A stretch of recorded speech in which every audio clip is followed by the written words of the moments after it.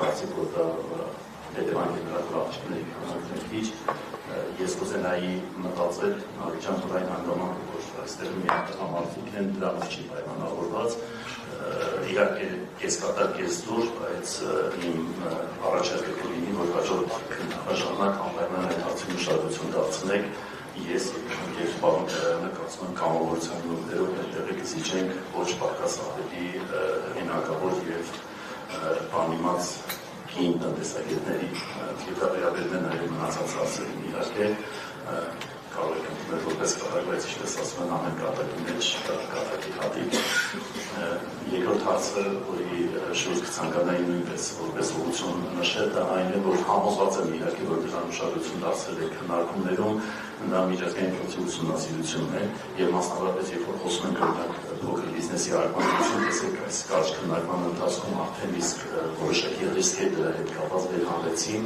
հնարավոր չի լինելու ընդհանրապես որևէ բիզնես նույնիսկ հարկերից ազատելու պարագայում ամբողջությամբ ազատել վաճառությունից, որովհետև այն շեմը, որ մենք պետք է որոշենք, որ այդ շեմից ներքևին ազատված է լինելու հարկերից, այդ շեմին հետևելը պահանջում է վաճառություն։ Հետևաբար, եթե այդ վաճառությունը պետք է լինի, հիմնական խնդիրը այդտեղ է պետք։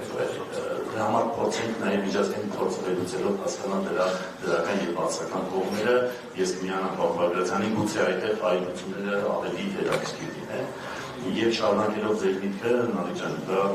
ներդրումներին է վերաբերում, դուք նշեցիք, որ անցած տարի 2025 թվականին բավականին ցածր են եղել ներդրումները, խոսքը իրական հատվածում օտարերկրյա ուղղակի ներդրումների մասին է, հավանաբար չմոռանանք, որ դրանից առաջ դրան եղել են բացասական ունեցություն 2024 թվականին, դրանից առաջ վերջին մի քանի տարիների ընթացքում ևս 2 տարի մենք ունեցել ենք օտարերկրյա զուտ ներդրումների իրական հատվածում օտարերկրյա զուտ ներդրումների բացասական ունեցություն 19-20 թվականներին իսկ մեզ բոլորիս տնտեսագետներին հայտնի է, որ երկիրը չի կարող առաջանցիկ տեմպերով զարգացում ունենալ, եթե մենք չկարողանանք դուրս գալ այդ կախարդական ցիկլից և չկարողանանք ներգրավել օտարերկրյա ուղղակի ներդրումների հզոր հոսքեր դեպի Հայաստանի Հանրապետություն։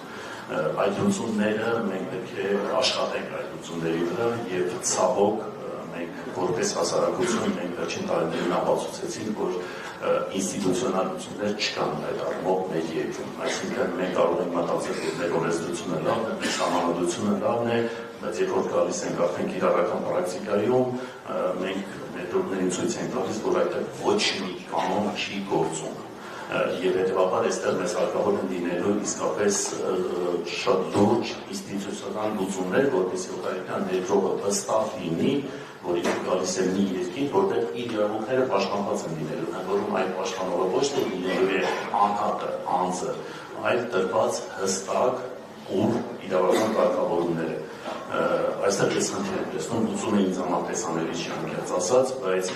վստահ կարող եմ ասել, որ եթե մենք այս հարցում յուրօրինակ, ինչ եմ ասում յուրօրինակ, որովհետև չեմ կարծում, որ աշխարհին հայտնի են շատ նման նախադեպեր, երբ որ երկիրը հայտնվել է նման իրավիճակում։ Եթե մենք չկարողանանք բավականին հստակ յուրօրինակ լուծումներ գտնել այս հարցում, որ մենք կարողանանք չնայած ստեղծված բավականին ծանր իրավիճակին ներդրումների պաշտպանության, սեփականության իրավունքի պաշտպանության, օրենքի գերակայության իրավունքի բացակայության ծանր իրավիճակի պայմաններին մենք ինչպես կարողանանք ներդրողին համոզել, որ ինքը պաշտպանված է լինելու Հայաստանի Հանրապետություն և կարող է ցանկացած աշխարհի այլ երկրի փոխարեն վստահաբար ընտրել Հայաստանի Հանրապետությունը և վստահ լինել, որ անկախ իշխանությունից ով ուզում է լինի վաղվա իշխանությունը 5 տարի հետո, 10 տարի հետո ինքը պաշտպանված է լինելու, եթե մենք դա չկարողացանք անել ցանկացած ծրագիր, որքան էլ որ մենք ուզենանք, որ դա խոստում չմնա, արդյունքը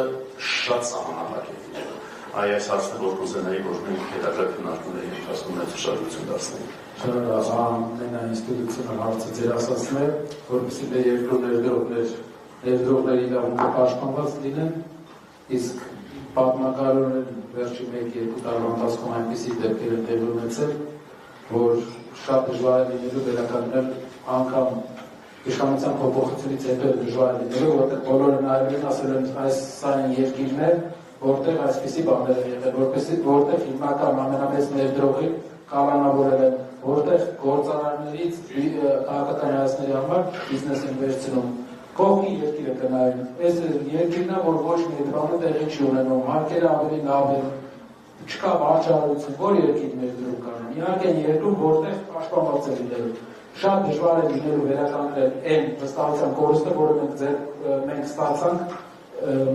երկրի այսօրվա վարչապետի քայլերի հաջորդականության արդյունքում։ Այո, պարոն Բագրատյանն ասում է, եւ մինչև նրան էլ, սակայն շատ կարևոր է նաև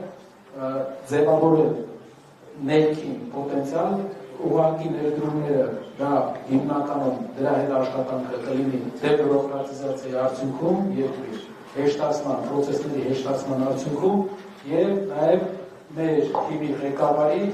աշխատանքի արդյունքում։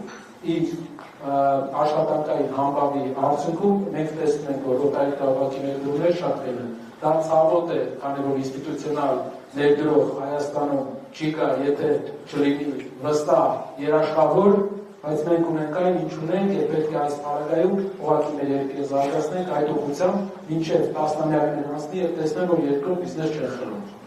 Դրանից հետո